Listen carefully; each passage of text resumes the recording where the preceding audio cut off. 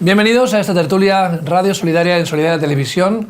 Hoy tenemos un programa muy interesante. Vamos a hablar del Salmo 59 y de los matices y apuntes que podemos traer para ti hoy. Como siempre, me acompaña en este día nuestro pastor de cabecera y amigo Willy de Casa de Bendición. ¿Cómo estás, Willy? Pues muy bien, la verdad es que muy bien.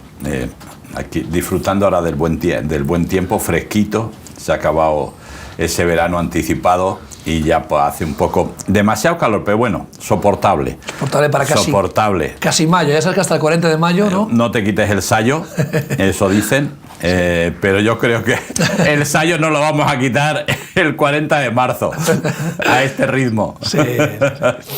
Qué bueno, ¿qué crees que podemos aplicar hoy? ¿Cómo le titularías al Salmo de hoy? Bueno, cuando lo pongan, le he dicho ladren los perros. Ajá.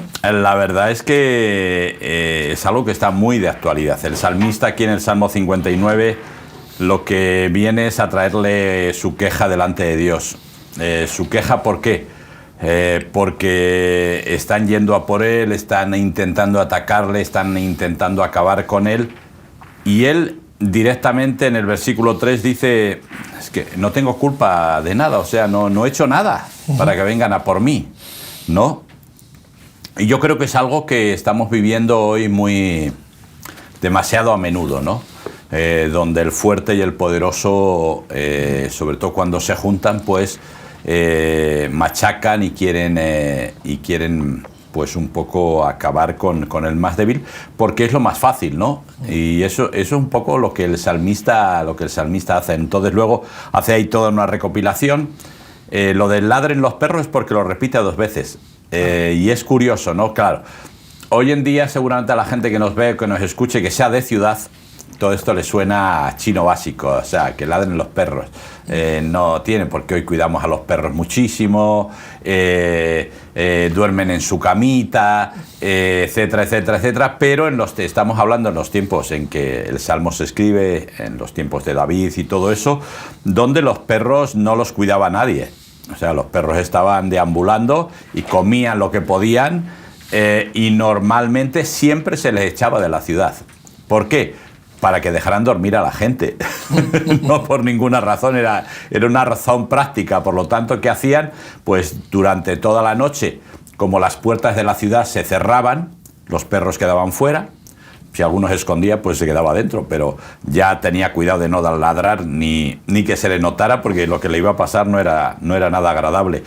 Y el resto, todos. A la mañana siguiente se abrían las puertas de la ciudad para que empezara el mercadeo y para que empezara todo el negocio, y los perros volvían a entrar, pero durante la noche estaban ahí. Por eso el salmista hace esa comparativa, ¿no? de los perros que quedan fuera alrededor de la ciudad y tal, y por eso le he puesto, tal vez también porque es un poco más llamativo, claro. Aunque la realidad que el salmo, o sea, el meollo, el núcleo del Salmo está en los últimos 2 versículos del Salmo, que los veremos luego. Ya llegaremos. En la Biblia, y bueno, a nivel espiritual, ahora tú lo has dicho, tenemos mucho cariño a los perros. Yo tengo un perro en casa y le queremos mucho, y bueno, pues hay gente que ama a los animales. Bueno, yo no creo que haya que amar, yo creo que hay que quererlos, hay que valorarlos, cuidarlos y tratarlos con dignidad, como también la Biblia pide, ¿no? Pero ahora los perros están endiosados, ¿no? En una cultura occidental donde hay más perros que niños, donde la gente no quiere tener hijos, donde es más fácil, ¿no? Y más cómodo tener un perrito, sabes que te va a vivir 13, 15 años, si lo puedes dejar en un hotel para perros, que también hay ahora hoteles para perros, sin cargo de conciencia, que te puedas ir de vacaciones, bueno, es más, todo es como más fácil y más limpio. Pero en la Biblia los perros los compara con demonios muchas veces, ¿verdad? Está bastante... Tiene ahí algunas similitudes bastantes veces. La verdad es que la paloma es el espíritu y el perro es la carne. Eso es. Entonces siempre al perro se le ha hecho una comparativa con los instintos. Claro. No tanto con el demonio, pero sí con los instintos, ¿no? Y a veces es así, hay que reconocer que por más que queramos, los perros son instintivos. Son animales y son instintivos. Y si se sienten amenazados, pues van a ir a por ti. Y bueno, noticias recientes, pues un pitbull que ha mordido a sus propios dueños. ¿Sí? ¿Por qué? Porque son instintivos. Y por eso se habla, ¿no? Siempre del perro como alguien como alguien instintivo, como alguien que funciona, que es visceral, que funciona aquí está, pues aquí está, ¿no?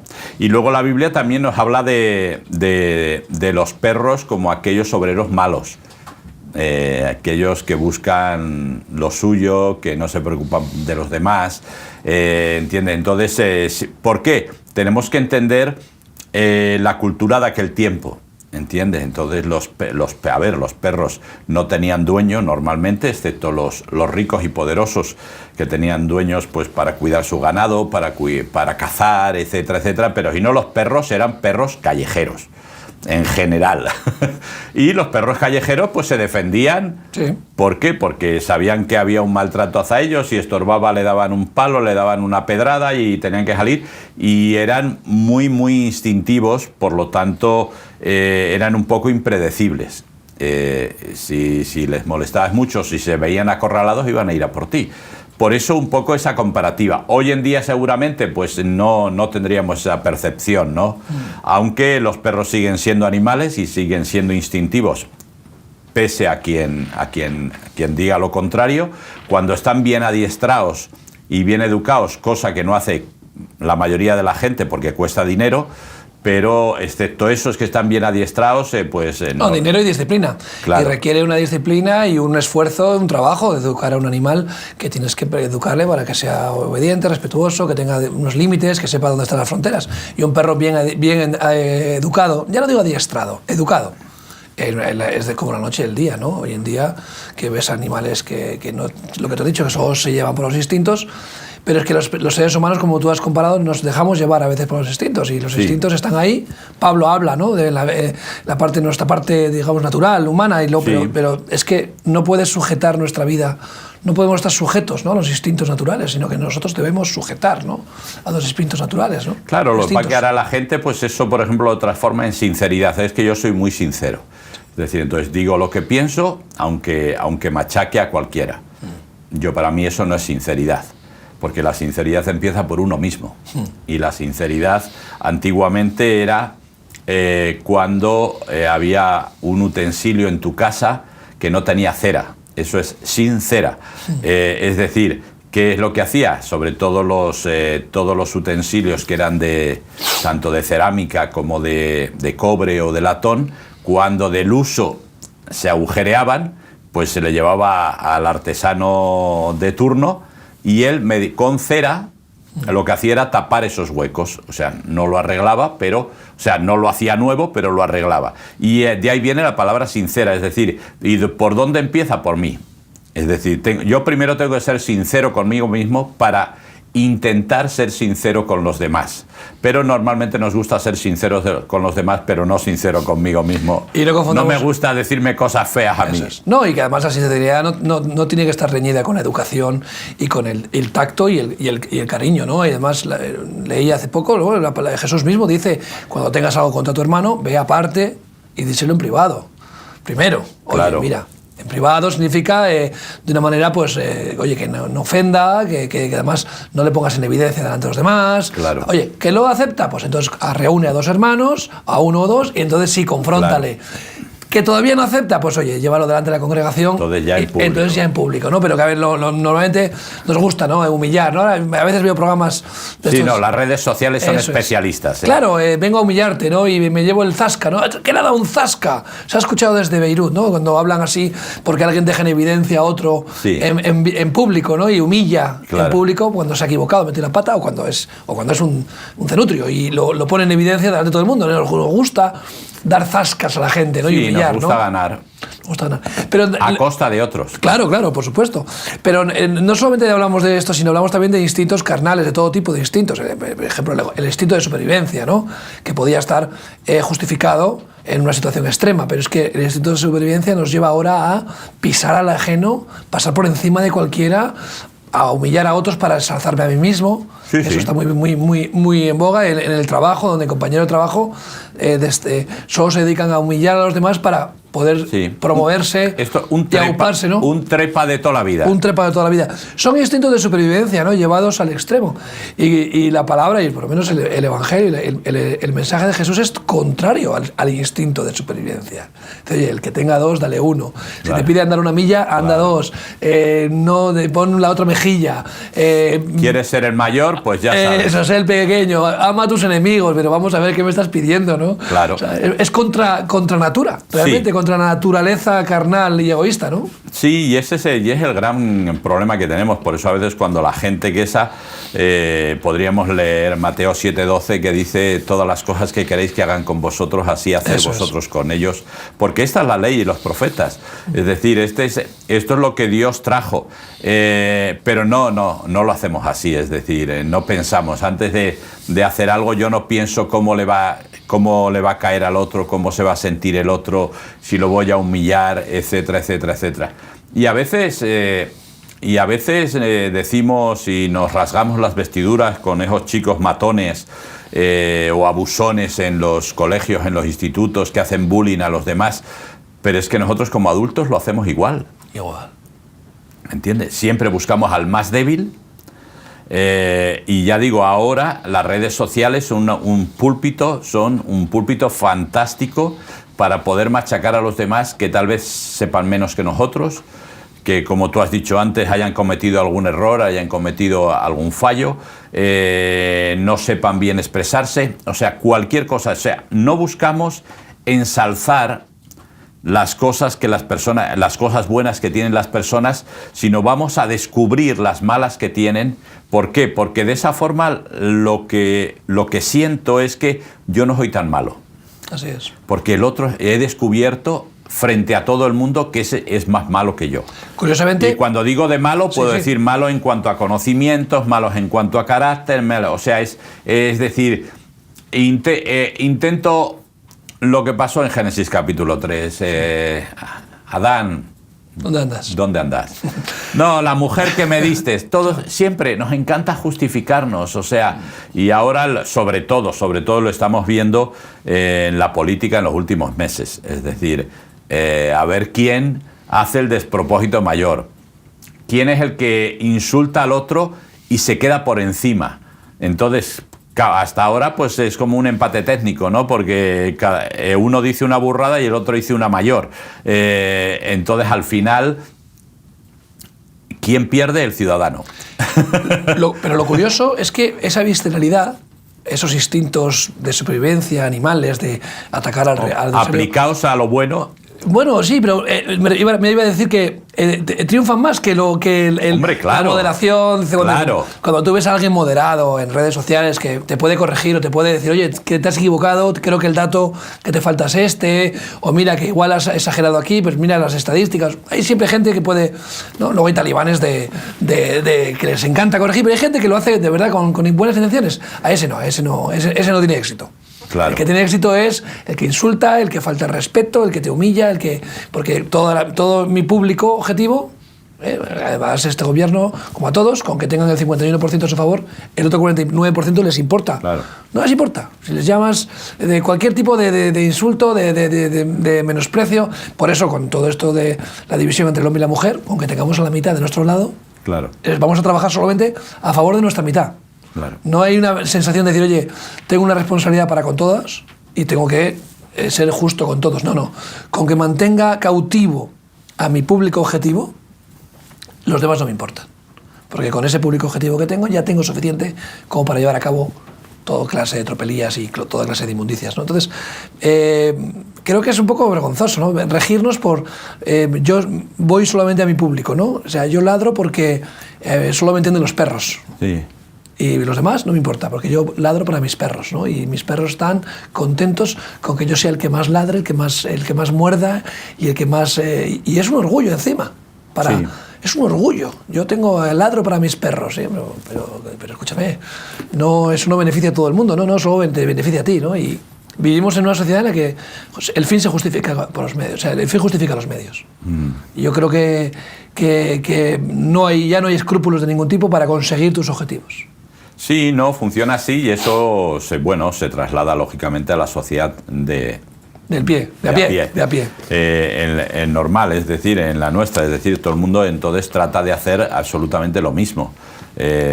A ver cómo consigo triunfar, no importa cuánta gente tenga que machacar. Claro. Es decir, ¿por qué? Porque lo que yo tengo que ver es que yo haya triunfado y que la gente me reconozca que yo he triunfado. Entonces, ahora, yo digo, con todas estas historias de uno y otro lado, al final ya digo, el que pierde es el ciudadano. ¿Por qué? Porque no se hace nada en cuanto a dependencia, no se hace nada en cuanto a salud, no se hace nada en cuanto a un montón de cosas en cuanto a vivienda que el ciudadano necesita. Pero, lo que tú dices, como tengo mi parcela de un lado y de otro... Con eso me ajusto. Con eso, pues ya está. Tirando. Ahora veía una noticia ahí, Alcalá de Henares, el rey, la reina y la presidenta de la comunidad ovacionados. Pedro Sánchez abucheado. Señores, ¿y? Es lo que le toca. ¿Y? Digo, pero es que no tiene ningún sentido de que pongas esa noticia. ¿A qué viene? ¿De qué me sirve a mí? A mí no me sirve de nada. En la noticia pon a qué iban. Que iban a dar un premio Cervantes, que era lo importante. Claro. ¿Qué me interesa al otro? Es como si dice, no... es echar leña al fuego. Claro, concentración de evangélicos en no sé qué, 5.000 evangélicos y tal, adorando, y eso no es noticia. Pero 5.000 evangélicos, un evangélico se acerca a una clínica abortista y se pone a orar, eso es noticia. Los 4.999 restantes... esos no importan. Y eso es un poco lo que nos está llevando, y es un poco lo que dice el salmista, es decir, los ricos, los poderosos, lo que hacen es ir machacando. O sea, me están machacando, sin motivo, sin que yo haya cometido ningún error, pero lo que hacen es machacarme, es decir, me están vigilando, que es lo que habla ahí de apercibirse, se aperciben, es decir, me están controlando qué hago, qué no hago. Es decir, un seguimiento simplemente para ir a por mí y para encontrar cualquier fallo para machacarme y acabar conmigo. Es lo que está diciendo el salmista y es lo que le está pidiendo a Dios. Señor, ayúdame. Y además, fíjate que dice, a causa del poder del enemigo, claro, esperaré en ti. O sea, está reconociendo que el enemigo es superior a él, ¿no? Y diciendo, oye, él me supera. Sí. Este enemigo es muy grande, un gigante, ¿no? En los molinos. O sea, vemos un gigante delante de nosotros, un Goliat. Fortaléceme, Señor, ¿no? Y podríamos pensar que cuando el enemigo es inferior, digamos, o podemos con él, también debemos pedir ayuda a Dios, pero debemos actuar directamente. O sea, aquí el salmista está diciendo, bueno, si el enemigo me supera, acudo a ti, ¿no? Claro. Cuando el enemigo no me supera, ya me encargo yo, pero con tu ayuda, Señor. O sea, como claro. A veces tenemos que reconocernos, ¿no? Delante de quién estamos también. Claro. Y no ser tampoco prepotentes, ¿no? Claro. Tú tienes la fe que tienes. Tengo la fe que tengo y no puedes quizás enfrentarte a situaciones que te superan. No sé cómo explicarme. Por ejemplo, sí. No te vas a poner en una situación que te ponga en peligro sabiendo que no puedes superar esa situación. Tienes que pedir ayuda al Señor. No vas a ir con una prepotencia. Ahora mismo hay mucha superfe, ¿no? En la iglesia evangélica en general, de no, tú puedes, tú vales, tú... Cuidado. Claro, los coach. Los coach, que tú lo puedes todo, confía en ti... Cuidado, no tenemos que ir de prepotentes por la vida, ¿no? Claro. Tenemos que reconocernos quiénes somos y si el enemigo nos supera, esperar en el Señor. Claro, no, tenemos muchas cosas. Hay una canción que se canta mucho, con mi fe te alcanzaré, y la gente lo ha confundido. Digo, a ver, con mi fe, claro que te alcanzaré con mi fe, pero no porque yo llegue, sino porque tú te acercas. Entonces, tenemos que entender, entonces siempre con la fe que yo tenga, vamos a caminar hasta cierto punto y el resto lo va a hacer el Señor. Sí. Entonces al final siempre le vamos a alcanzar, pero no por nuestra fe, sino porque Él se acerca. Entonces ahora tú vales todo eso, está bien, eso es lo que se denomina pensamiento positivo, pero realmente tenemos muchísimos casos en la Biblia de gente que pensaba que no valía, que no llegaba, que no alcanzaba y Dios le dijo, venga. Vamos adelante, vamos a hacer las cosas. El caso de Eliseo arando con sus bueyes y Dios le dice, y dice que yo soy yuntero, o sea, yo manejo bueyes, nada más. O sea, de que voy a ser encima superior a Elías, eso lo dices tú, ¿no? Luego, pero el Dios le dije, vente conmigo y lo vamos a ver. Y sucedió, ¿no? David, el más pequeño, ¿verdad?, de todos los hermanos, el que nadie pensaba, el que estaba olvidado allí cuidando las ovejas, pero Dios le dijo, venga, aquí. Entonces, siempre tenemos que tener claro de confiar en el Señor. Ahora, lo que el Señor le gusta ver de nosotros es lo que tú has dicho, que no creamos que somos prepotentes. Es decir, tengo un cáncer, acudo a Dios. Tengo un dolor de cabeza, me tomo una aspirina. Entonces, ¿cuál es el problema? El problema es la actitud. Es decir, por supuesto, me duele la cabeza, pues tomo una aspirina. O sea, no está mal, pero es la actitud de decir, esto sí lo domino, esto no lo domino. Entonces, Señor, cuando no lo domino, me acerco a ti, cuando lo domino, no. ¿Y esto qué es lo que ocurre? Que en nuestra vida diaria se suceden tantas situaciones y nos vamos acostumbrando a que las dominamos. Eso es. Excepto las extremas o las graves de económicas o de salud o de relación con otras personas, las otras las dominamos. ¿Y qué vamos? Vamos metiendo la pata, vamos metiendo la pata, vamos metiendo la pata, vamos metiendo la pata y al final decimos, esto es un auténtico desastre. Simplemente porque Dios lo que quiere ver es la actitud. Es decir, no tanto. Es decir, Dios te va... Si tú le dices, Dios, ¿qué hago? Tómate una aspirina, o sea, no hay ningún problema en eso. Pero me gusta que acudas a mí. Porque este es el gran problema que tuvo el pueblo de Israel. El pueblo de Israel, cuando creyó, dijo, venga, adelante. Jericó, no lo hemos comido con patatas. Ahora vamos a Jai y nos lo vamos a comer más con patatas. Encima no vamos a subir todos, vamos a subir unos poquitos. Y les dieron la del pulpo. Claro. Es decir, siempre tenemos que tener cuidado con esto, porque lo que Dios siempre va a mirar es el corazón. No lo que hacemos en realidad, no es el hecho en sí, sino el corazón. ¿Qué es lo que hay en tu corazón? Y cada uno de nosotros sabemos lo que hay en nuestro corazón cuando creemos que somos como dioses. Como dioses. Curiosamente, cuando las cosas pequeñas, la palabra nos enseña que seas fiel en lo poco y Él te pondrá sobre lo mucho, ¿no?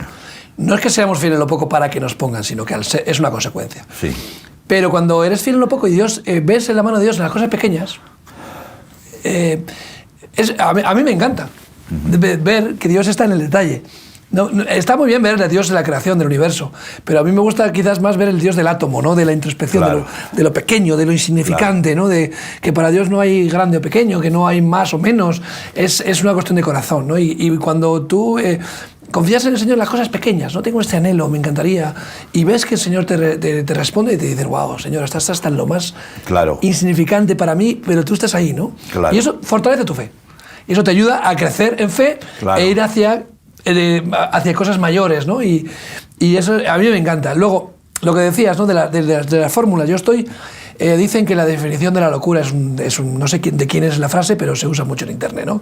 La definición de la locura es intentar algo muchas veces haciendo lo mismo y esperar resultados diferentes. Ajá. Es un poco el método científico. Sí.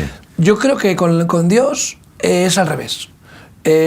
No puedes utilizar siempre los mismos métodos para obtener el mismo resultado, porque Dios puede cambiar y Dios quiere que tú le consultes. Dice, oye, lo que te fue bien en Jericó no te va a ir bien en Jai, lo que te fue bien aquí no te va a ir bien allá. Tienes que consultarme, tienes que contar con mi respaldo, ¿no? Entonces, en la fe es contrario a la mente humana. Dice, oye, con Dios puedes obtener el mismo resultado, pero por métodos diferentes. Pero hay montones de casos. A ver, el ciego que... Yo no se me hubiera ocurrido escupir en tierra, hacer barro y decirle vete a lavar. Claro. Hombre. Pero eso significa que es una fórmula mágica. Ahora, claro, a partir de ahora, venga, toca a escupir. Eso es. Pero ese es el gran problema, porque los seres humanos somos así. Es decir, claro, esto ha funcionado aquí o esto ha funcionado fuera, por eso nos encanta importar tantos. Hemos importado métodos de todo tipo, el G12, las barcas, vida con propósito. Sí. O sea, hemos querido importar absolutamente todo sin darnos cuenta que aquello Dios lo dio para allí y funciona, pero aquí no funciona. Y funciona en el momento y en el lugar. Claro. O sea, no es una fórmula mágica que puedas aplicarlo. O sea, yo no creo que funcione así. O sea, no decir, oye, con esto funcionó como el paralítico, estaba esperando a que bajara el ángel y removiera el agua, ¿no? Claro. Llevaba toda la vida esperando y nadie le llevaba. Claro. Quizás tenía delante de sí, ¿no? Al Salvador. y que la fórmula que quizás había funcionado para otros no le funcionó a él, ¿no? O sea, al final queremos, tú lo has dicho, queremos fórmulas, queremos sistemáticos, queremos religión. Queremos manejar nosotros el tema. O sea, ser como dioses. Es que no, eso nos persigue y nos persigue en nuestra vida natural y en nuestra vida espiritual. Claro. Es decir, siempre queremos, queremos ser, somos muy humildes, pero que nos una humildad reconocida. Estoy muy orgulloso de ser tan humilde, ¿no? Diría claro. uno, ¿no? Decía, mi pastor Rodolfo Yola decía, por debajo de tus harapos veo tu orgullo. Pues esto es igual, es decir, nos encanta una humildad reconocida, es decir, en el fondo nos gusta que nos digan, oh, tú sí que vale, tú sí, madre mía. Sí. Vamos, prácticamente, si tú no estuvieras, el reino de Dios se hundía, ¿no? Sí. Es horrible cuando estás, yo supongo que a ti también te habrá pasado, y bajas del púlpito de predicar y estás, jolín, estás impactado, lo has hecho con humildad y alguien te dice, hermano, qué predicación, qué peligroso es ese momento, ¿no? No, qué peligroso, a mí me revienta, o sea, me mata, no, por favor. Lo mío es peor, porque ahora hay una gente nueva que ha llegado a la iglesia. Cuando termino de predicar, aplaude. Sí, eso es. Eso ya para mí es mortal de necesidad. Sí, lo siento, es mortal de necesidad. Sí, es verdad. O sea, me siento mal. Porque es que no he hecho nada. Es verdad, sí. Solo he compartido que Dios ha puesto en mi corazón, que espero que os sea de edificación, de exhortación o de consolación para los que estáis escuchando, pero no eso. Y en otros sitios también. Sí. Al final dice, lo hacen con cariño, ¿no? Sí, pero tenés el peligro de ensalzar la figura humana. Claro, a mí me preocupa, ¿no? Sí. Por eso el salmista aquí en el Salmo 59... Una de las cosas que vemos que le ayuda toda esta situación es a mantenerse abajo. Ahí está. Y a decir, Señor, dependo de ti. Claro. O sea, dependo de ti y poniéndole un poco comparativas, ¿no? Con los... van a llegar, van a ladrar. O sea, lo que le está diciendo a Dios, Señor, yo sé que si tú pones tu mano, perro ladrador, poco mordedor, ¿vale? Pero sé que si no, sí me pueden hacer daño. O sea, van a por mí directamente, no se cortan, me quieren machacar, quieren acabar conmigo. Por eso él dice, mira, pero no quiero que los mates, quiero que los disperses. Y no quiero que los mates para que mi pueblo aprenda. Para que el pueblo aprenda. Y es muy interesante esta postura del salmista, que hubiera dicho, Señor, no, mátalos, acábalos, destrózalos, elimínalos, que desaparezcan todos. No, el salmista todavía está pensando qué es lo mejor para que el pueblo aprenda a que este tipo de cosas no se debe hacer. Es decir, por muy poderoso que seas, por mucha autoridad que tengas, no puedes ir a por el débil. No puedes ir a por el débil. Y es lo que están ahí. Sobre todo cuando el débil no tiene culpa de nada. No ha hecho nada indebido, que es lo que está diciendo él como salmista. Es decir, vienen a por mí, pero sin causa justificada, ¿no? Y esto es un poco lo que el salmista quiere que el pueblo aprenda. Y me gusta, ¿no? Porque ya digo yo, cuánto nosotros muchas veces, sobre todo con ciertas injusticias, hubiéramos dicho que les parta un rayo. Sí. O sea, porque esto es injusto total, esto es una vergüenza. Mira, bueno, no quería decirlo, pero ayer mismo me he enterado de la noticia de alguien que ha fallecido por no sabemos, alguien enfermado y ha fallecido, y esta persona había sido un gran enemigo.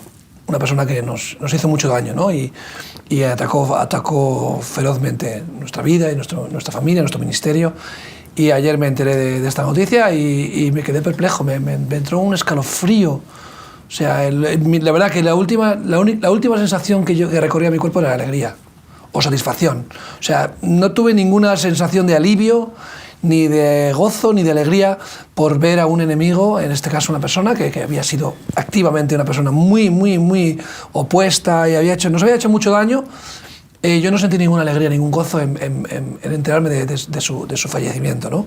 Al revés, me entró una misericordia y un temor de Dios un temor de Dios, decir, wow, yo no soy mejor, yo no me considero mejor que esa persona, no considero que yo merezca nada mejor, ¿no? Y uno siente compasión, y de verdad que cuando ves a alguien caer, cuando ves a alguien que le van mal las cosas, aunque tú creas que se lo merezca, por lo menos en mi caso, yo no sé, en mi caso viene compasión, viene el mira tú no caigas, ¿no? Claro. O sea, caerán a tu izquierda, caerán a tu derecha, mira tú de no caer. Creo que eso es lo que viene a mi mente, a mi corazón, ¿no? Decir, oye, wow, cuidado que esto es serio. Cuidado que esto es serio, ¿no? Sí, no, y sobre todo el aprender la lección de decir que yo no me comporto igual. Oh, claro. Porque claro. tal vez esta persona ha venido a por mí, a por el ministerio, a por la familia, y tal vez yo estoy haciendo lo mismo con otros, que yo considero que son más débiles que yo. Y esto es lo que el salmista un poco quiere que el pueblo aprenda. Entonces dice, no, dispérsalos, no los mates, no acaba. Es decir, cuando lo que el salmista le está pidiendo a Dios es, todavía pueden tener otra oportunidad. Y yo creo que, como cantaba Rescate, ¿verdad? Otra oportunidad. Creo que los creyentes, los cristianos, tenemos que ser abanderados de otra oportunidad para la gente. Sí. O segundas, terceras, cuartas. O la tercera. Las que quieran, señor Dar. Claro, de otras oportunidades, porque creo que, y esto, ¿por qué? Porque siempre se ha dicho que la iglesia cristiana es el único ejército que remata a sus heridos. Sí. ¿No? Entonces, iglesias que los consideran anatemas, que nadie los vuelve a hablar, etcétera, etcétera, que han podido hacer cosas más gordas o menos gordas, pero este tipo, entonces yo creo que no, yo creo que de la misma manera que Dios siempre nos da otra oportunidad, hagamos lo que hayamos hecho, o sea, por más fuerte que sea, nos da otra oportunidad. Yo creo que nosotros tenemos también que pedirle a Dios, Señor, dales otra oportunidad. Que tengan otra oportunidad. Sí, porque es lo que pediríamos para nosotros. Claro. Volvemos a lo de antes. Claro. O sea, a Dios le pides una segunda oportunidad cuando te equivocas, ¿no? Claro. O deberíamos pedírsela, porque yo creo que él la tiene para nosotros. Claro, si pero lo que pasa es que, Dani, consideramos que lo que he hecho yo es menos grave que lo que ha hecho el otro. Sí. Lo que hace el otro siempre es más grave. Sí. Entonces, Dios, él no se merece otra oportunidad, pero yo lo mío sí, porque ha sido menos grave. Y entonces, como ha sido menos grave, dame. A los instintos, ¿no? Claro. Tú ves a dos madres. Yo he visto muchas veces, ¿no? El caso de dos madres que son amigas, íntimas, pero los niños se pelean. Entonces, no, que tu hijo le ha dado al mío, no, que el tuyo le ha dado al mío. Al final los niños se pelean durante 5 minutos, a los 5 minutos vuelven a ser amigos. Amigos. Pero las madres quedan peleadas. Sí. Para toda la vida. Sí. Ya no se hablan. Cuando digo madres, digo padres, ¿no? Sí. Estoy hablando del instinto maternal, protector, que se pone por encima, ¿no? Ese instinto a una justicia, ¿no? Al final los niños se pelean, bueno, pues si el mío ha sido el tuyo, pues nada, se corrige, se educa a los niños para que no lo vuelvan a hacer y tú y yo como padres no nos enfadamos porque nuestros hijos se han peleado. Claro. ¿No? Pero volvemos a los instintos. Cuando uno se deja llevar por los instintos, cuando uno deja que los instintos dominen tu vida, te estás comportando como un perro. Sí. Te estás comportando como un perro. Estás dejándote llevar por las necesidades biológicas. La palabra dice, no te preocupes por lo que has de comer o vestir. No te preocupes, yo me ocupo de ti. Y qué duro es eso, ¿no? Claro. Qué duro es, ¿no? De renunciar al orgullo de, no, yo traigo el sustento a mi familia, ¿no? El instinto de padre, patriarcal, en este caso, podemos decir, que yo soy el que pone un plato en la mesa y esta casa come porque yo me esfuerzo, ¿no? Y por eso mando y hago lo que me da la gana. Claro. Sí, ya no me llevo al machismo, pero me llevo al instinto de protección, que es bueno. Es un instinto, en este caso puede ser bueno. Oye, quiero proteger a mi familia, quiero sustentarla, quiero abastecer a mis hijos, pero es Dios el que es el verdadero... Yahvé Jireh, ¿no? Es él nuestro sustento. Yo soy el proveedor, no somos nosotros, ¿no? Y tenemos que tener cuidado. Por eso ahí cuando el salmista sigue hablando acerca de los perros que rodearán la ciudad, que ladrarán y tal, después le dice, mira, y sino que deambulen por todos los sitios y si no encuentran nada que comer, que pasen hambre. Les dice, está hablando de aquellas personas que realmente a veces buscan siempre una presa, es decir, y ya digo, por desgracia, antiguamente era mucho más complicado porque no había tanta tecnología, no había redes sociales y claro, los enfrentamientos o las presas eran cara a cara o de tú a tú. Luego vino el teléfono aunque fuera el fijo, ¿verdad? Pero ya tenías una opción de que no fuera cara a cara y entonces ya te volvías más valiente. Claro, cara a cara hay que ser muy valiente, porque no sabes lo que va a pasar, ¿no? Pero ya con teléfono ya no tenías que ser tan valiente para decir todo lo que pensabas y ahora ya con el WhatsApp, con el X, con el... etcétera, etcétera. Ahora puedes ser todo lo valiente todo que quieras. Sí, todo lo valiente hay una barrera quieras, invisible, ¿verdad?, que te protege. Soy el más...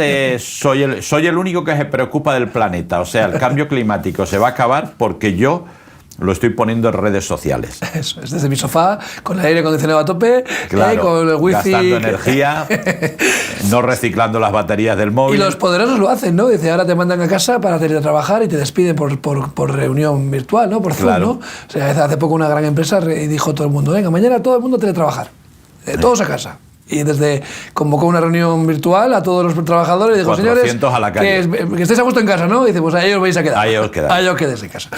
Bueno, nos hacemos capas, nos ponemos protecciones, nos cubrimos de una falsa armadura, pero luego vamos con la retaguardia al aire. Claro. Vamos con el trasero al aire. Claro. Y vamos haciendo el ridículo, porque vamos con nuestras vergüenzas exhibidas, ¿no? Y no tenemos... es una hipocresía, ¿no? Vestirnos de algo que no es real, ¿no? Y aquí el salmista se humilla, pide ayuda. Claro. ¿Y cuánto nos cuesta pedir ayuda, eh? Oye, Willy, necesito tu ayuda, te echan una mano. Tal. Nos cuesta, ¿eh? Claro, no, porque, ya lo hago yo me encargo. Claro. Instintivamente eso nos hace menores que a los demás, ¿no? Entonces decimos, no, yo no puedo pedir ayuda. Claro, cuando pido ayuda, el desbarajuste es tal que ya no necesita la ayuda de uno, necesita la ayuda de 10. Entonces, eso le pasa a la gente que no es manitas y que se pone a arreglar cosas en casa, ¿no? Sí. Que luego al rato, oye, puedes venir, echarme una mano, pero claro, aquel desaguisado es impresionante. Es simplemente reconocer, tú tienes unos talentos, yo tengo otros, punto, no pasa nada.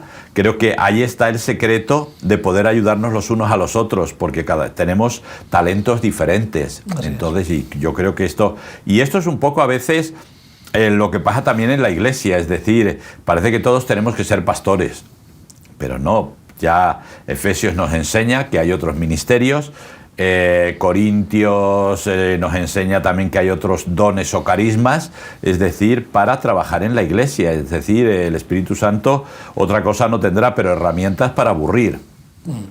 Con lo cual, todos somos útiles, todos somos importantes y todos tenemos nuestro lugar, pero no, parece que tenemos, tenemos hecho como un organigrama donde en la iglesia también tenemos que ascender.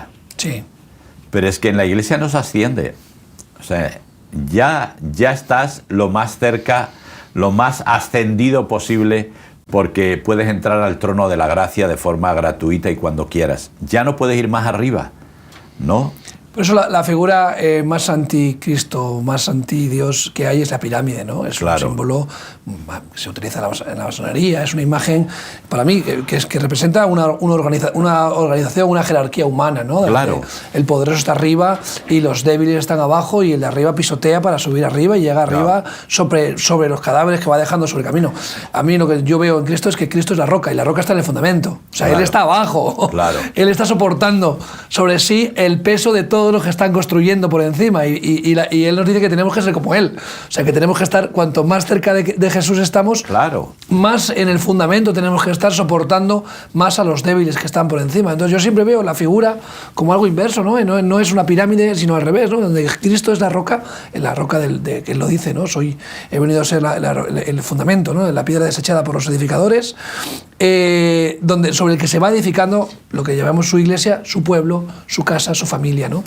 Y es bonito pensar en eso, ¿no? Que uno cuanto más cerca de Dios está es más abajo, más humilde, más desnudo, con menos aparatosidad, ¿no? Pero claro, pero eso no nos gusta, porque nos gusta que nos vean, nos gustan... A nadie le gusta ser un don nadie, ¿verdad? Es decir, cuando Ulises dejó ciego a Polifemo, ¿verdad? Le dijo, ¿cómo te llamas? Y le dijo, nadie. Claro, cuando vinieron los hermanos de Polifemo a decirle, ¿quién te ha hecho esto? Dice, nadie. Entonces, claro, los hermanos dijeron, ya, ¿qué hacemos? ¿No? Pues si no ha ido nadie, ¿verdad?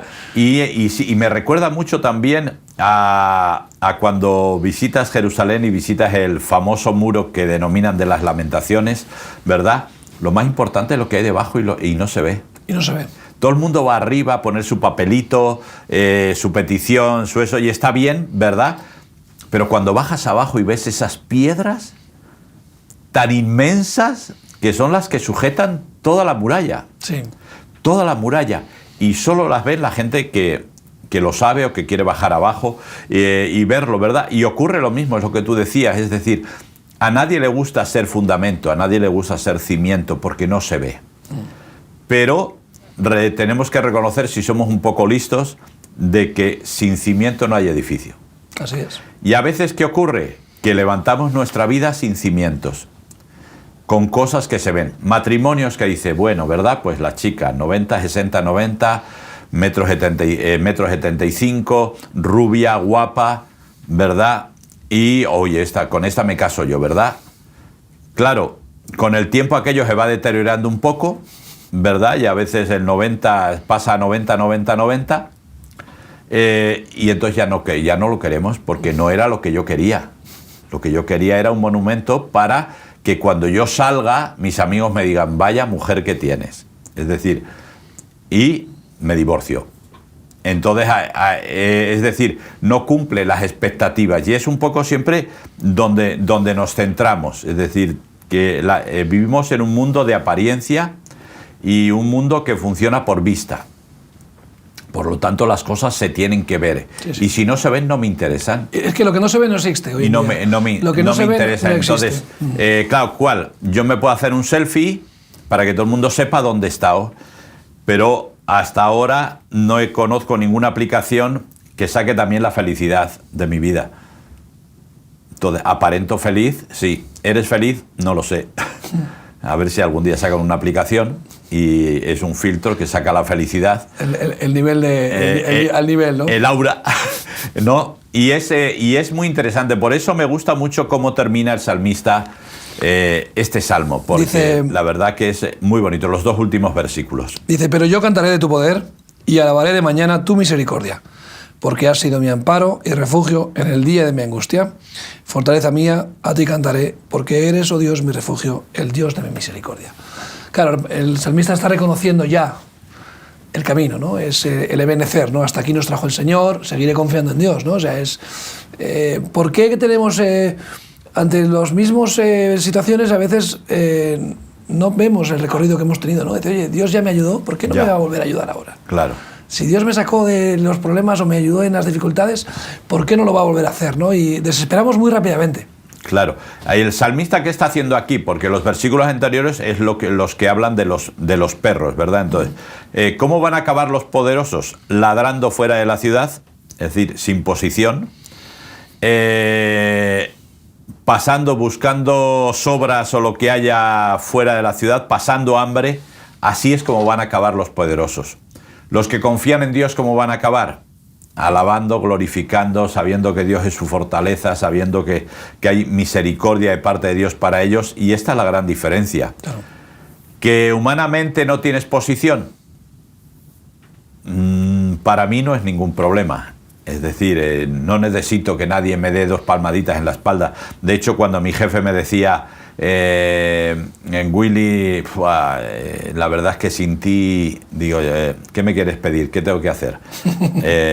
Dinero no tengo, pero lo que me quieras pedir. Yo sabía que me iba a pedir algo, es decir, porque así es como funciona. Es decir, la sociedad no da nada gratis, siempre pide a cambio.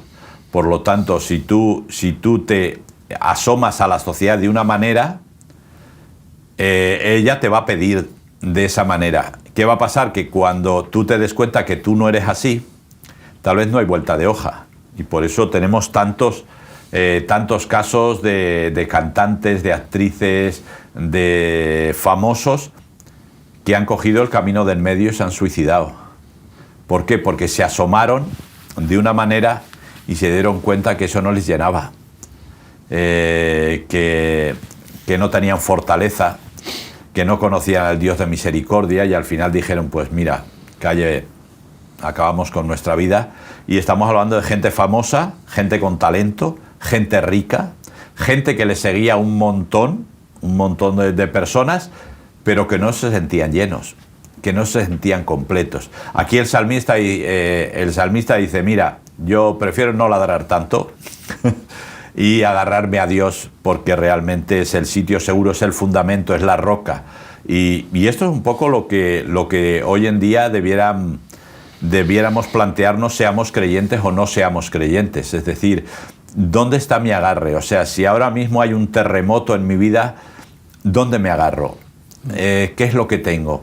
¿Cuál es mi fundamento? ¿Verdad? Ya, porque a veces nos podemos dar cuenta que tenemos 10, 15.000 amigos en Facebook y cuando hay un terremoto en mi vida no tengo dónde agarrarme, no hay nadie con quien hablar, no hay nadie con quien conversar. Pero Dios siempre va a estar ahí. Sí, además, cuanto más visible seas en tu vida pública, digamos, más dura será la caída, ¿no? Digamos, claro. Cuanto más alto seas elevado, más alto será la caída también, ¿no? Entonces, no es que esté asociada a la caída, porque no tienes por qué caer, pero también tienes que entender que cuanto más pública o visible sea tu vida, pues si el día de mañana pasa algo, pues también va a ser más sonado. Curiosamente, las personas que son visibles, que tienen mucha exposición, claro, para no perder esa visibilidad o ese estatus, a veces tampoco nos mostramos o no se muestran vulnerables, ¿no? Y oye, las debilidades, la frecuencia, y no pedimos ayuda, o qué difícil es, ¿no? Oye, voy a parar un poco, necesito... No, porque el espectáculo debe continuar, la rueda debe seguir girando. Ya sabes lo que dice en inglés. The show must go on. Entonces dices... y es muy triste, ¿no? Que apliquemos eso a la vida en la fe, porque quizás en la aparatología, la maquinaria... no tiene por qué estar vinculado a tu vida espiritual. Lo importante es tu vida espiritual. Olvidemos el instinto de supervivencia. Claro. No, que tengo que pagar, no, que hay muchas bocas que alimentar, no, ya. Pero lo importante es cómo estás tú con el Señor, dónde está tu vida fundamentada, para que cuando vengan los problemas que vendrán, pues estés bien agarrado y no caigas, ¿no? Sí, es que yo creo que estamos perdiendo un poco la perspectiva, de verdad, y la perspectiva, aunque suene un poco raro, es tengo que ocuparme de mi corazón primero. Porque si mi corazón no está bien, mi alma, mis sentimientos, si no está bien, no voy a poder ayudar a otros, no voy a poder estar con otros, no puedo vender consejos a otros que para mí no tengo. Es decir, tengo que trabajar en lo mío, en cómo estoy, y eso lo tengo que trabajar cada día. Y no me puedo dejar. ¿Por qué? Porque es muy fácil dejarse llevar por la corriente. Hoy en día casi todo el mundo lo que hace es dejar, no todo el mundo, sí, pero casi todo el mundo es dejarse llevar por la corriente de la sociedad, cómo va, políticamente correcto, etcétera, etcétera, etcétera, para no tener ningún problema. Pero al final no soy yo. Soy lo que la sociedad me dice que debo ser. Entonces, ¿qué ocurre? Que cuando tengo un problema grave, la sociedad no me ayuda. Es decir, la estructura de la sociedad está hecha de tal manera que o yo tiro para adelante o nadie me va a ayudar. Y lo digo a todos los niveles, es decir, económico, de salud, etcétera, etcétera, etcétera, nadie me va a ayudar. Por lo tanto, tengo que cuidar, porque al final con quien voy a hablar principalmente es conmigo. Y si yo estoy bien y yo estoy claro y tengo la perspectiva correcta de mi vida, voy a poder ayudar. Si estoy casado, a mi familia, a mis compañeros de trabajo, a mis vecinos. Voy a poder, ¿por qué? Porque lo que voy a compartir, y es lo que la Biblia nos enseña, es que de la abundancia del corazón habla la boca. Lo que hay en mi corazón es lo que va a salir. Lo demás es puro folclore y pura parafernalia. Es decir, aparentamos que todo va muy bien, que todo es fantástico y que todo es genial, pero sin embargo no es así. Cuando nos quedamos solos en la noche o en el día y decimos, ¿y ahora qué? Nos quitamos la máscara. ¿Qué tengo? No tengo nada, ¿no? Entonces el salmista dice, cuando eso ocurre, cuando me machacan, cuando vienen a por mí, porque los ladridos impresionan, sobre todo si son perros grandes, impresionan. O sea, estoy impresionado, pero al final se lo tengo claro. O sea, Dios es el Dios de mi fortaleza, Dios cantaré a ti, estaré contigo. Es decir, la relación entre tú y yo es una relación estrecha. Entonces... ¿Y es donde se miden las relaciones? Claro. En los momentos de tensión. Claro. tú lo has dicho claramente, cuando tú te casas, estás enamorado, todo es de colores del arco iris, todo es de flores, con flores. Cuando vienen los problemas en el matrimonio, en la vida, en el trabajo, en la familia, en la salud, es cuando realmente sale a relucir lo que hay en nosotros, ¿no? Y si nuestro matrimonio está basado en el amor, en el respeto, en el temor de Dios, aunque vengan los problemas, se va a superar juntos, ¿no? No va a haber un divorcio a primera de cambio. Hoy en día la gente se separa por cualquier cosa, a la primera de cambio, no aguantan absolutamente nada. Y entonces, cuando tú estás bajo presión es cuando realmente te manifiestas lo que hay en tu corazón. Cuando estás conduciendo en el atasco de la M30 y te la juegan y te meten y te empujan y te pim pam pum, estás ahí sale el verdadero... es cuando sacas la cabeza por la ventanilla y dices 4 improperios y entonces te das cuenta de que tus instintos no están... No hay correa, no están sujetos. Sueltas a los perros y ladran. Y igualmente bajo una presión en la que dice, ¿a quién vas a recurrir? Como tú has dicho claramente, recurre al Señor, recurre a Dios, que realmente ahí es donde vas a encontrar la paz, vas a encontrar vas a poder confiar en Él, porque realmente vas a experimentar, ¿no? que esa fe, que es confiar en Dios, va a dar sus frutos, ¿no? Claro, y siempre al final necesitamos un sitio, una zona de confort, diga lo que diga. Hay que salir de la zona de confort, pero necesitamos siempre volver a una zona de confort. Siempre, ¿por qué? Porque no podemos estar en tensión todo el día. No sería soportable. Entonces, ¿cuál es la zona de confort? La zona de confort para mí es mi Dios. Esa es mi zona de confort. Donde sé que puedo acudir después de tener un tiempo de tensión, un día, una semana de tensión, sé que siempre estoy ahí y que siempre puedo volver, que es lo que dice el salmista. Esta es mi zona de confort. ¿Cuál es el gran problema de la gente? Que mucha gente no tiene zona de confort. No tiene zona de confort, no tiene ningún lugar, no tiene ningún tiempo, no tiene ningún momento donde relaja la tensión, donde se siente tranquilo. Hoy en día... Todos lo sabemos, ansiolíticos, pastillas para dormir, un montón de... Porque la gente no descansa, porque la gente se va a la cama y sigue estando en tensión. Sí, quieren evadirse. Claro, siguen en tensión. No encuentran. Y sin embargo el salmista dice, en paz me acostaré y así mismo dormiré porque porque en ti he confiado, ¿no? Dice, entonces esta es la gran diferencia. Es decir, yo... como creyente tengo tensión, tengo situaciones muy conflictivas, muy problemáticas, difíciles, pero sé que tengo un momento donde es mi zona de confort, donde descanso en Dios, donde sé que Dios es mi fortaleza, donde puedo hablar con Él sin ningún problema, y eso para mí es la gran ventaja.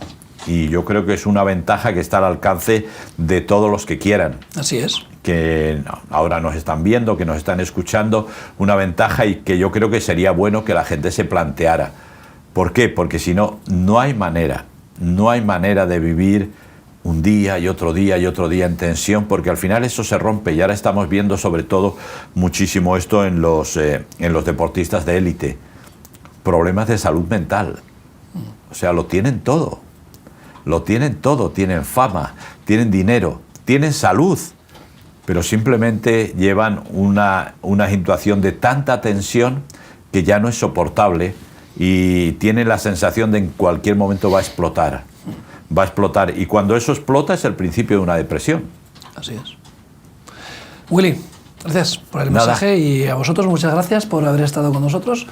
Deseamos y te invitamos a que encuentres refugio en el Señor, que es el único lugar que vas a poder encontrar esa paz que tanto necesitas.